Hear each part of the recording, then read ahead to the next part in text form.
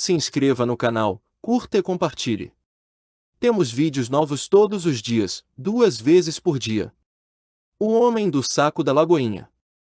A vila de Lagoinha era um lugar tranquilo durante o dia, mas à noite as ruas estreitas pareciam encolher, como se os prédios antigos desejassem esmagar qualquer um que ousasse caminhar sozinho. As crianças cresciam ouvindo histórias sobre uma figura misteriosa conhecida como o Homem do Saco. Diziam que ele surgia apenas para aqueles que desobedeciam aos pais, carregando consigo um saco velho e imundo onde guardava suas vítimas.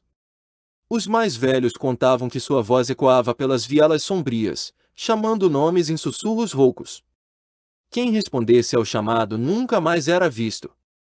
Era difícil separar lenda de realidade naquela região, mas recentemente haviam ocorrido desaparecimentos inexplicáveis. Alguns acreditavam que o mito estava vivo novamente. Outros simplesmente balançavam a cabeça, tentando afastar o medo crescente. Naquela noite, enquanto o vento frio cortava o ar, um garoto chamado Lucas decidiu testar seus limites. Ele sabia que não deveria sair depois do toque de recolher imposto pelos pais, mas algo o puxava para fora de casa. A adrenalina corria em suas veias enquanto ele caminhava pela rua principal, sentindo o peso dos olhos invisíveis que pareciam observá-lo de cada sombra. As luzes das casas já estavam apagadas, exceto por uma janela solitária no fim da rua. Lá dentro, uma velha senhora costurava sob a fraca claridade de um lampião. Ela ergueu os olhos quando percebeu o movimento do lado de fora. Seu rosto enrugado se contorceu em preocupação ao ver Lucas passar. "Volte para casa, menino", murmurou ela, embora ninguém pudesse ouvi-la. Lucas continuou andando, ignorando os avisos silenciosos. Ele não notou quando o som de seus próprios passos começou a ser acompanhado por outro ritmo, algo pesado e arrastado. Um calafrio percorreu sua espinha quando ele finalmente parou e olhou para trás.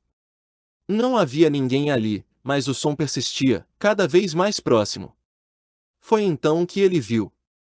Ao longe, na esquina mal iluminada, uma silhueta alta e curvada emergiu das sombras. O homem carregava um saco enorme sobre os ombros, cujo tecido gasto parecia prestes a rasgar com o peso do que quer que houvesse lá dentro. Seus olhos brilhavam como brasas vivas, fixos em Lucas. Sem pensar 2 vezes, o garoto correu. O som dos passos atrás dele aumentou, transformando-se em uma corrida implacável. Ele não sabia para onde estava indo, apenas sabia que precisava escapar. Mas, conforme avançava, as ruas pareciam se distorcer, tornando impossível encontrar o caminho de volta para casa. Quando finalmente tropeçou e caiu no chão frio, Lucas percebeu que não havia mais para onde fugir. A figura sombria estava logo atrás dele, e seu saco foi lentamente abaixado até o chão. Dizem que a primeira vítima do Homem do Saco foi uma menina chamada Clara. Ela tinha apenas 7 anos e era conhecida por ser travessa e teimosa. Certa noite, após uma discussão acalorada com sua mãe, Clara gritou que preferia desaparecer a obedecer às regras absurdas da família. Foi a última coisa que disse antes de sair batendo a porta. Ninguém jamais soube exatamente o que aconteceu naquela noite. Os moradores encontraram apenas um sapato dela jogado no meio da praça central, coberto de poeira e folhas secas. O objeto parecia ter sido abandonado às pressas, como se Clara tivesse sido arrastada contra sua vontade. Após o desaparecimento de Clara, os adultos começaram a falar abertamente sobre o Homem do Saco. Muitos juravam ter ouvido risadas estranhas vindo das margens do rio que cortava a vila. Outros afirmavam ter visto pegadas enormes nas proximidades da floresta, sempre acompanhadas pelo rastro de um saco sendo arrastado pelo chão. Os pais passaram a impor regras ainda mais rígidas para suas crianças. Nada de brincadeiras depois do anoitecer, nada de conversas com estranhos, e acima de tudo, jamais responder a vozes desconhecidas nas ruas. Mesmo assim, alguns jovens desafiavam as normas, atraídos pela sensação proibida de liberdade. Entre eles estava João, irmão mais novo de Clara. Ele se recusava a aceitar que a irmã havia partido para sempre. Para João, aquilo era apenas mais uma história inventada pelos adultos para mantê-los sob controle. Determinado a descobrir a verdade, ele começou a explorar as áreas mais remotas da vila à noite, convencido de que encontraria pistas sobre o paradeiro de Clara.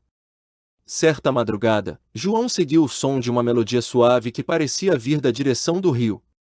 Era uma canção infantil, cantada em uma voz rouca e distorcida. Cada nota fazia seu coração bater mais forte, mas ele não conseguia resistir ao chamado hipnótico. Quando chegou à margem, viu algo que fez seu sangue gelar. Uma figura alta e magra estava agachada junto à água, lavando um pedaço de tecido escuro. Ao lado dela, repousava o mesmo saco que todos temiam. Quando a criatura percebeu a presença de João, levantou-se lentamente e virou-se para encará-lo. João tentou gritar, mas nenhum som saiu de sua garganta. Antes que pudesse reagir, o homem do saco deu um passo à frente, estendendo uma mão ossuda em sua direção. Enquanto João lutava para escapar, sua mente foi invadida por imagens fragmentadas. Ele viu rostos assustados de outras crianças, algumas que ele conhecia, outras completamente estranhas. Todas pareciam presas dentro de um espaço escuro e sufocante, gritando por ajuda. O homem do saco sorriu, revelando dentes amarelados e irregulares. Com um gesto rápido, ele abriu o saco e permitiu que João visse seu interior. O garoto arregalou os olhos ao perceber que não era apenas um pedaço de pano velho, era uma dimensão alternativa, um portal para um lugar onde as leis da física não existiam. Dentro do saco, as crianças capturadas flutuavam em um vácuo infinito, incapazes de se mover ou falar. Algumas ainda choravam, enquanto outras pareciam resignadas ao destino cruel que as aguardava. João entendeu naquele momento que o homem do saco não era apenas um mito, ele era um coletor de almas perdidas, alimentando-se do medo e da desobediência de suas vítimas. Antes que pudesse ser sugado para dentro do saco, João conseguiu se libertar e correr de volta para casa. Ele não contou a ninguém o que havia visto, temendo que não acreditassem nele. Em vez disso, passou a vigiar as ruas à noite, determinado a proteger outras crianças do mesmo destino. Mas o homem do saco não desistia facilmente. Ele sabia que João havia escapado e agora o considerava uma ameaça. Durante semanas, o garoto sentiu que estava sendo observado, que os olhos brilhantes da criatura o seguiam aonde quer que fosse. Uma noite, enquanto patrulhava a praça, João encontrou uma pista crucial, um pedaço rasgado do saco usado pelo monstro. Ao examinar o tecido, percebeu que continha símbolos antigos bordados em fios prateados. Talvez aquilo fosse a chave para derrotar o homem do saco de uma vez por todas. Com a ajuda de um velho bibliotecário da vila, João começou a pesquisar lendas locais e rituais antigos. Descobriu que o saco era, na verdade, um artefato mágico criado por um feiticeiro há séculos. A única maneira de destruí-lo era realizando um ritual específico durante a lua cheia. Mas havia um problema. O ritual exigia que alguém entrasse voluntariamente no saco para enfrentar o homem do saco em seu próprio território. João sabia que essa poderia ser sua única chance de salvar as crianças desaparecidas, incluindo sua irmã Clara. A noite da lua cheia chegou, e João estava preparado. Ele levou consigo o pedaço rasgado do saco, além de um punhal banhado em ervas sagradas, conforme instruído pelo bibliotecário. Sabia que aquela missão provavelmente custaria sua vida, mas não podia deixar as outras crianças presas naquele inferno por mais tempo. Ao chegar à margem do rio, João encontrou o homem do saco esperando por ele. Desta vez, a criatura não tentou enganá-lo com cantigas ou ilusões. Ela simplesmente sorriu, sabendo que o garoto havia caído em sua armadilha. "Você é corajoso", sussurrou o monstro, sua voz ecoando como trovões distantes. "Mas isso não será suficiente." João respirou fundo e ergueu o punhal, recitando as palavras do ritual. À medida que falava, o saco começou a vibrar violentamente, como se protestasse contra a invasão. O homem do saco rugiu de raiva, tentando impedir João de continuar, mas era tarde demais. Com um último grito de determinação, João saltou para dentro do saco. Ele foi imediatamente envolvido pela escuridão absoluta, onde as vozes das crianças capturadas ecoavam em desespero.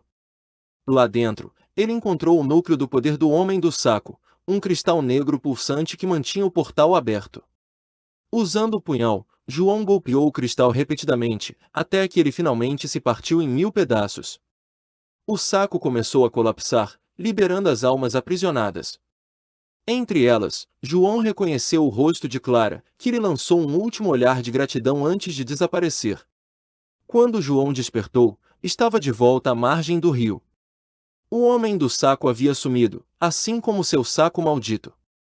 A vila de Lagoinha voltou à normalidade, mas os moradores nunca esqueceram o sacrifício do jovem herói. Embora muitos acreditassem que o perigo havia passado, alguns diziam que o espírito do homem do saco ainda vagava pelas ruas estreitas, buscando novas vítimas. Eles alertavam as crianças para permanecerem obedientes e evitar sair à noite. Anos depois, João cresceu e deixou a vila, mas sempre guardou consigo a lembrança daquela noite fatídica. Ele escreveu um livro sobre suas experiências, na esperança de que outros pudessem aprender com sua história. Se você sente que essa história merece continuar sendo contada, considere nos apoiar no Apoia-se. Com sua ajuda, podemos trazer mais histórias sombrias como esta à tona, explorando os mistérios que assombram nossa imaginação. https://apoia.se/aleatoriode